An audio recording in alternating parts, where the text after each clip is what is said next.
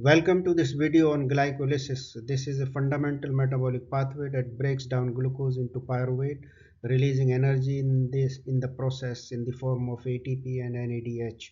It takes place in the cytosol or cytoplasm of all cells and does not require oxygen.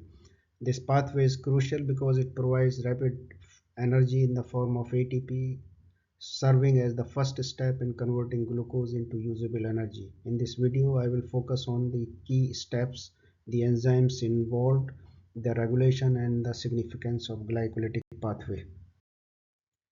Regarding tissue selectivity of glycolytic pathway, it is a universal metabolic pathway that occurs in all cells. However, in certain tissues and conditions, it serves as the sole and predominant source of energy. For example, RBCs, the brain, the skeletal muscles during intense exercise. In nucleated cells, the glycolytic pathway function as a central conduit linking carbohydrate metabolism to the Krebs cycles and oxidative phosphorylation for ATP production. All carbohydrate-derived compounds that contribute to energy generation ultimately enter the glycolytic pathway before proceeding to further oxidative processes. Fate of pyruvate, the end product of glycolytic pathway. Pyruvate can be converted into lactate under anaerobic conditions or to oxaloacetate or alanine under normal metabolic conditions. It indirectly participates in gluconeogenesis via Cori cycle utilizing lactate or alanine cycle utilizing alanine. However, in the presence of oxygen, it is converted into acetyl-CoA, which then joins the Krebs cycle to produce energy or participate in fatty acid synthesis. So there are total 10 reactions in glycolytic pathway. They occur in the cytoplasm. The first reaction is conversion of glucose into glucose 6-phosphate with the consumption of one ATP molecule. The enzyme hexokinase catalyzes this reaction. This is present in each and every cell. It is high affinity, low capacity enzyme, whereas glucokinase is liver and pancreas specific, and this has high Km and low affinity and high capacity. So this step is a regulatory step, and this is irreversible step. In the second step, glucose 6-phosphate is isomerized to fructose 6-phosphate by phosphoglucoisomerase. This step is also reversible. In the third step, which is a major regulatory pathway, fructose 6-phosphate is converted into fructose 1,6-bisphosphate with the consumption of one ATP molecule, and the enzyme is known as phosphofructokinase or PFK. Delta G for this is also large negative value, and this step is a major regulatory step, as I said earlier, and this is irreversible. So far, two ATP molecules have been consumed, one in first step and another one in third step. In the next step 4, fructose 1,6-bisphosphate is converted or is broken down into 3-carbon compound dihydroxyacetone phosphate and glyceraldehyde 3-phosphate with the help of enzyme aldolase. This step is also reversible. Now DHAP and glyceraldehyde 3-phosphate are interconvertible, but finally they are converted into isomerized into 2 molecule of glyceraldehyde 3-phosphate. So onward, in each step 2 molecule of glyceraldehyde will be consumed. So the next step 6, 7, 8, 9, they are all reversible step. In the step number 6, glyceraldehyde 3-phosphate is converted into 1,3-bis phosphoglycerate with the help of enzyme glyceraldehyde 3-phosphate dehydrogenase. In this reaction, 2 molecules of NADH reducing potential are generated, which join the electron transport chain to produce ATP.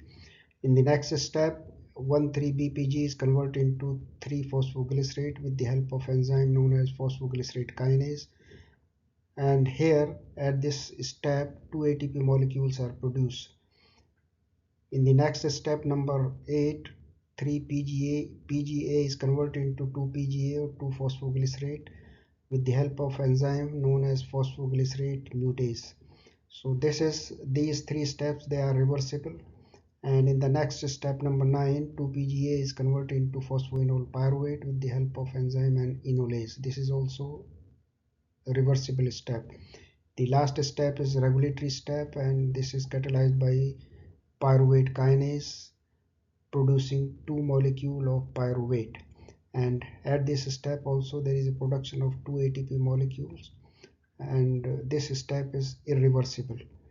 Therefore, the net production of ATP is two molecule of ATP and two molecule of NADH. NADH will join the electron transport chain producing ATP, whereas ATP produced during the glycolytic pathway is known as substrate level phosphorylation. So in summary, glucose is converted into two molecules of pyruvate utilizing 10 steps catalyzed by 10 different enzymes. It is associated with a net production of two ATP molecules by substrate level phosphorylation and two NADH molecules which will join the electron transport chain to produce ATP. All intermediates are phosphorylated or charged to confine them in the cell cytoplasm. The steps first, third and 10th are regulatory in nature. They are irreversible. There are three steps or reactions which serve as regulatory point in glycolysis. The first one is conversion of glucose to glucose 6-phosphate by hexokinase or glucokinase. When the concentration of glucose 6-phosphate is increased, it suppresses or inhibits the activity of hexokinase, thus showing feedback inhibition. However, it does not have any effect on the glucokinase activity. So this is an example of feedback inhibition. Second point of regulation is a major regulatory step which involves the conversion of fructose 6-phosphate to fructose 1,6-bisphosphate by the enzyme phosphofructokinase or PFK. When the concentration of fructose 1,6-bisphosphate is increased, it indicates surplus of energy, therefore inhibits the enzyme PFK. In addition, higher concentration of ATP, citrate or low pH also inhibits the enzyme activity. On the other hand, increase in AMP, ADP and fructose 2,6-bisphosphate causes activation of this enzyme. Third step of the regulation is the last step, number 10, reaction of glycolytic pathway involving conversion of phosphoenol pyruvate into pyruvate by pyruvate kinase. Pyruvate does not inhibit the activity of pyruvate kinase. However, increase in ATP concentration or alanine inhibits the enzyme activity. In addition, if you have higher concentration of AMP, ADP or fructose 1,6-bisphosphate, that activates the enzyme activity because it is an indicator of low energy or energy deficit. I would like to discuss how oxygen affects glycolysis. As you know, cells prefer aerobic respiration because it produces far more ATP than glycolysis. Thus, in presence of oxygen, glycolysis is decreased. This is known as Pasteur effect. What is the mechanism? Actually, in presence of oxygen, there is rise in the level of ATP and citrate, which inhibits the main regulatory enzyme of glycolytic pathway, which is known as PFK1 or phosphofructokinase 1, thereby slowing down the glycolytic pathway. This is known as Pasteur effect. Let us discuss Crabtree effect in relation to glycolysis. This effect describes the activation of glycolytic pathway by high glucose concentration, which activates basically glycolytic enzymes, leading to rapid ATP production and generating biosynthetic precursors. Therefore, it is an adaptive strategy seen in rapidly dividing cells such as cancerous cells, which require both energy and building blocks for growth. This is known as Crabtree effect. Significance of glycolytic pathway. Glycolysis is not just about energy production, it is a central hub for multiple metabolic reactions. For example, the intermediate glucose 6-phosphate can enter pentose phosphate pathway producing NADPH and ribose 5-phosphate for biosynthesis. In addition, 3-phosphoglycerate serves as a precursor for the synthesis of serine amino acid, while 1,3-BPG intermediate is converted into 2,3-BPG in RBCs, facilitating oxygen release by hemoglobin at tissue level. In addition, pyruvate from glycolytic pathway connects to amino acid metabolism through alanine and to lipid synthesis via acetyl-CoA.